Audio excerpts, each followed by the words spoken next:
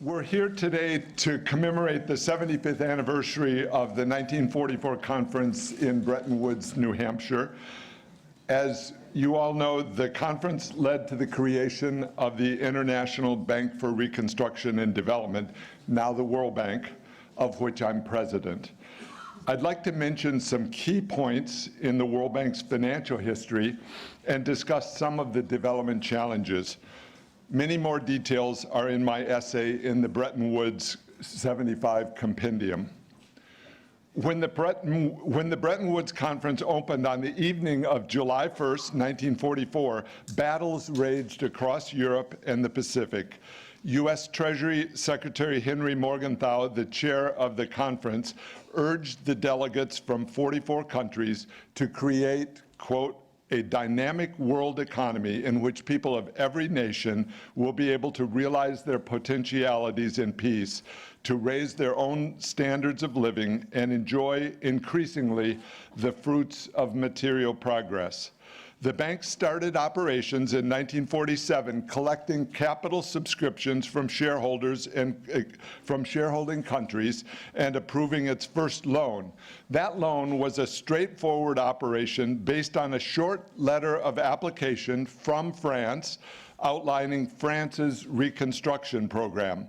The World Bank issued its first bond in July 1947 and made a $250 million loan to France for equipment and raw material purchases. That's, in today's dollars, $2.85 billion, still one of the largest loans in the bank's history. Reconstruction remained one of the bank's key activities. I was in Osaka, Japan for the G20 meetings in June and rode the bullet train to Tokyo. The World Bank helped finance it in the early 1960s in time for the 1964 Tokyo Olympics.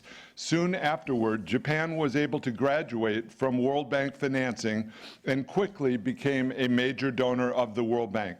We welcome that economic success and our partnership with Japan and other donors through the decades.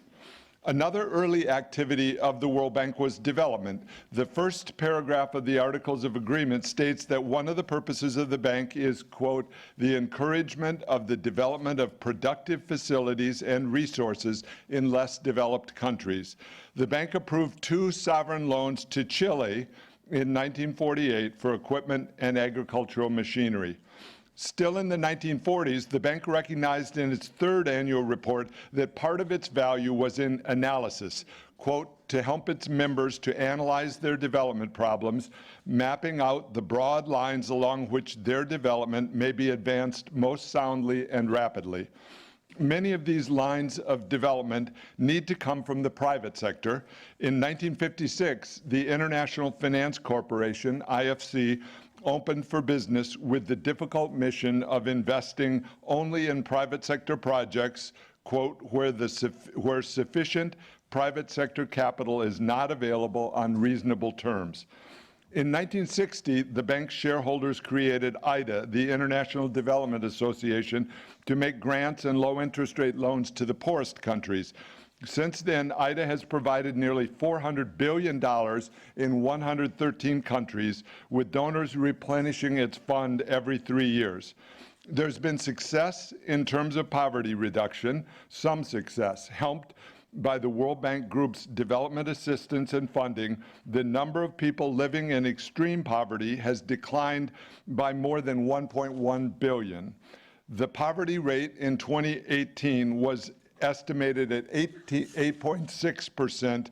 That's thought to be the lowest global average rate in history, though it's still much too high. In a world that has gone through a great deal of turbulence since World War II, IDA's 3-year cycle of replenishing funds for the poorest countries has shown unusual stability and a clear sense of purpose.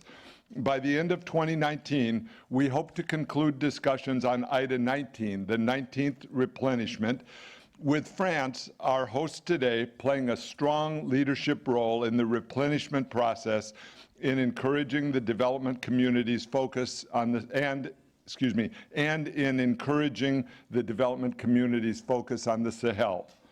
The needs facing IDA and the world are great. more than 700 million people still live in extreme poverty.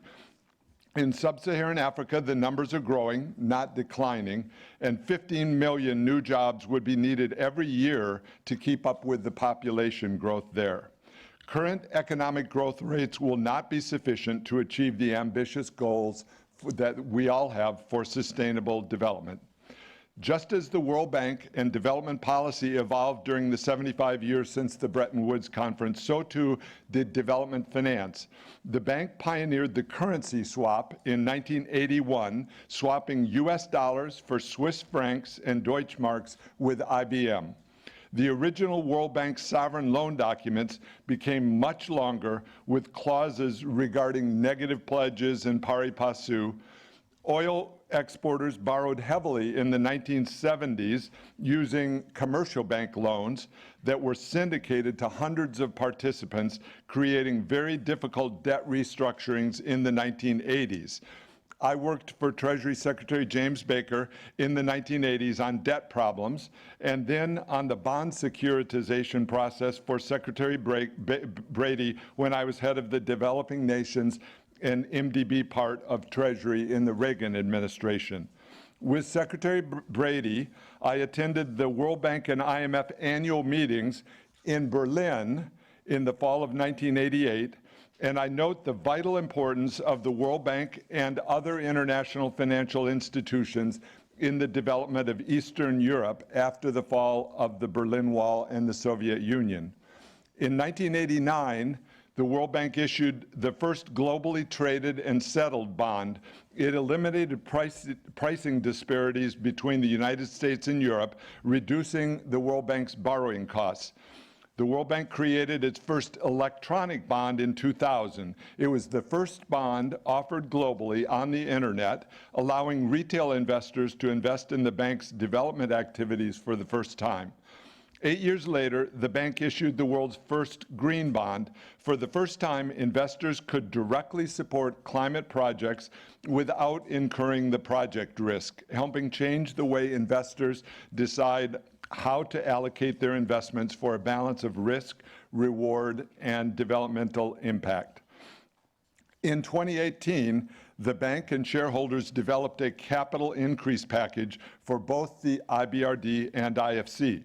The IBRD portion encourages graduation and a differential pricing structure that will help shift resources toward borrowers that need it most.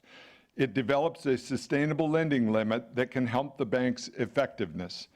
The IFC capital increase builds on the experience that a country's private sector environment and its development plan, core early ideas in the Articles of Agreement of the World Bank, are critical to meeting the bank's mission of ending poverty and shared prosperity.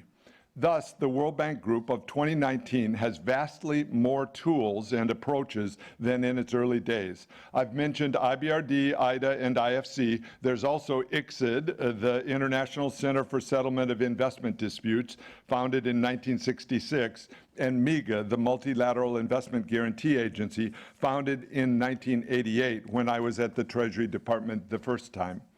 The World Bank Group also uses a variety of analytical tools and provides technical and advisory services that have helped countries make progress. One example is the annual Doing Business report, which rates countries on their business environment, including contract law, startup regulation, and taxation. Another example is the bank's Women, Business, and the Law report, a comprehensive global analysis of laws and regulations that affect women's ability to fully participate in the economy. We're now using the Human Capital Index, which was launched last year, to help quantify the importance of full health, successful learning, and job skills. I'd like to turn to a short look ahead. The focus of our work at the World Bank Group is based on strong country programs to improve living conditions, to drive growth, raise median incomes, create jobs, fully incorporate women and young people into economies, address environmental and climate challenges, and support a stronger, more stable economy for everyone. Today, the pace of innovation is accelerating and millions continue to escape poverty.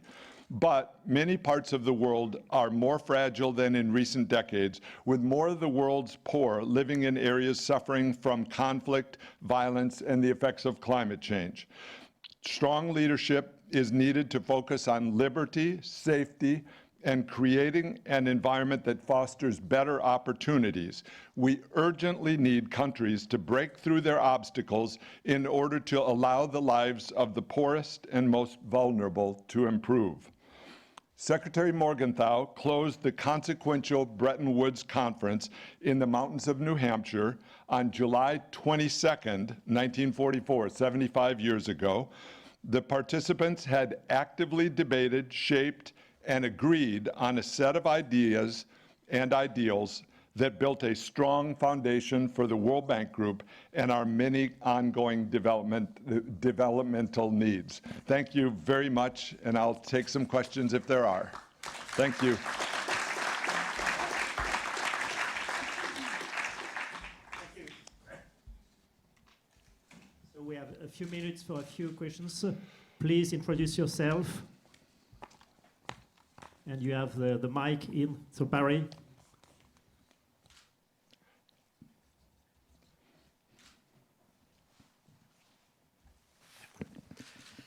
Barry Eichengreen.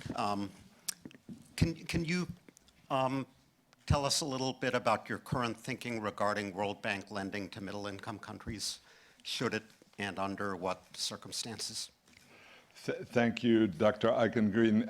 And it's a pleasure to see everyone in the audience, and I'm floored by the participation and the challenges that we face on development. For middle-income countries, the graduation process is part of the idea. My hope is that countries do so well that they will move gradually away from World Bank borrowing.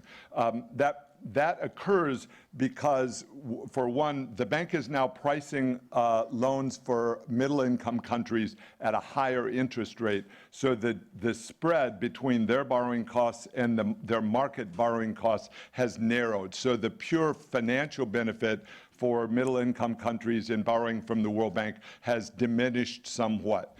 In addition, in the capital increase of 2018, we championed and pushed the idea that if countries that are doing well could borrow less, that left more resources for countries that really need it the most. So one of the activities of the international community is, I think, to encourage resources to go toward countries that need it more. Rather than thinking of the World Bank as a source of debt, countries should think of it as, if necessary, a source of debt, which is something that we will encourage as we go along.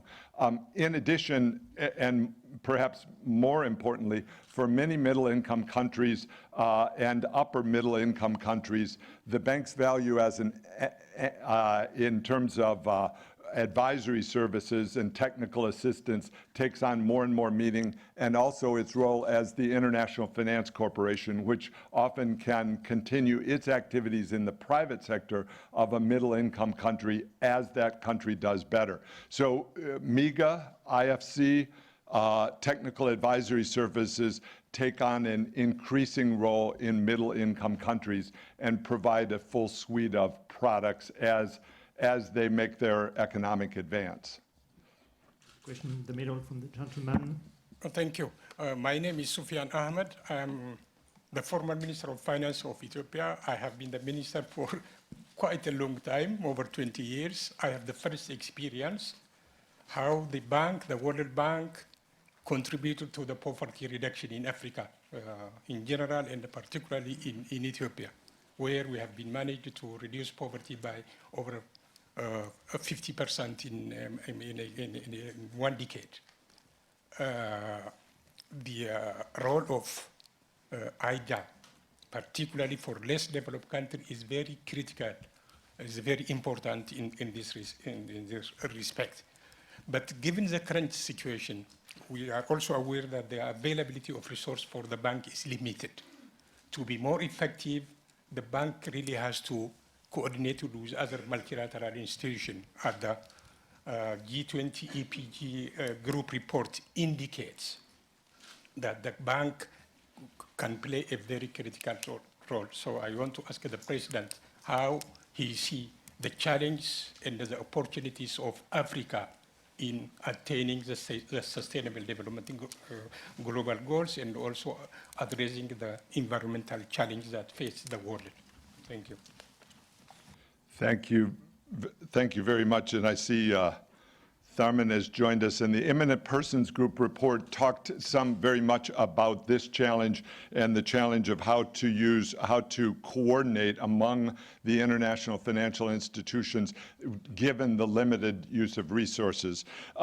And so I was in Ethiopia at the end of April and saw World Bank programs that are reducing poverty, but the population growth is strong and the number of people still in extreme poverty is too high. And so it's incumbent on all of us and the urgency of the international development community to focus resources in Ethiopia, but also in the other countries of sub-Saharan Africa that are experiencing high poverty is extreme, is supremely urgent. And so Addis Ababa recently hosted the meeting of IDA 19, which talked about the themes or developed more of the themes of for poverty reduction and alleviation techniques and goals within the constraint of limited limited resources. So I wanted to mention what the importance of country platforms as we think about how countries develop. And I mentioned in my speech the Articles of Agreement of the bank and the original Bretton Woods conference thought about it in terms of a development path for countries. And so to me, the country platforms encapsulate that donors working together under the guidance of the country, ideally with the strong leadership of the country itself. The donor community can provide resources as the country changes its policies in ways that make it more successful. In Ethiopia specifically, there's an urgent need to reduce the role of state-owned enterprises that are monopolies within the economy. Ethiopia has leftover monopolies in shipping, in agriculture, in various business activities, and a difficulty making progress in private sector business formation, all of which are areas that the World Bank is working on. I know the International Monetary Fund also looks carefully at countries such as Ethiopia, but ones that have great needs, and that becomes a critical part of the team or of the cooperation that is taking place in sub-Saharan Africa. I mentioned in my remarks the importance of really strong leadership in countries with the goal of higher living standards, of better lives for the people, and then with a very focused, with a great deal of focus on specific changes within the business climate that make it less unattractive for business.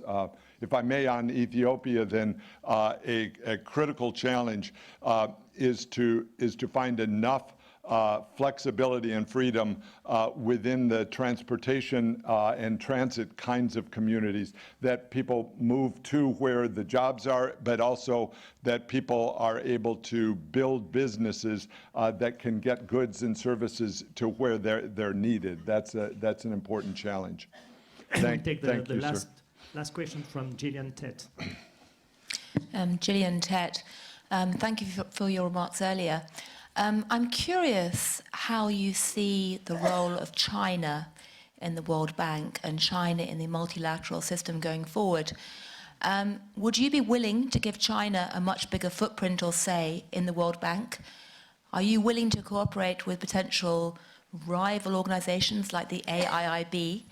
Does it concern you that if China does not get a bigger footprint, it will want to develop its own network, which will essentially be a rival?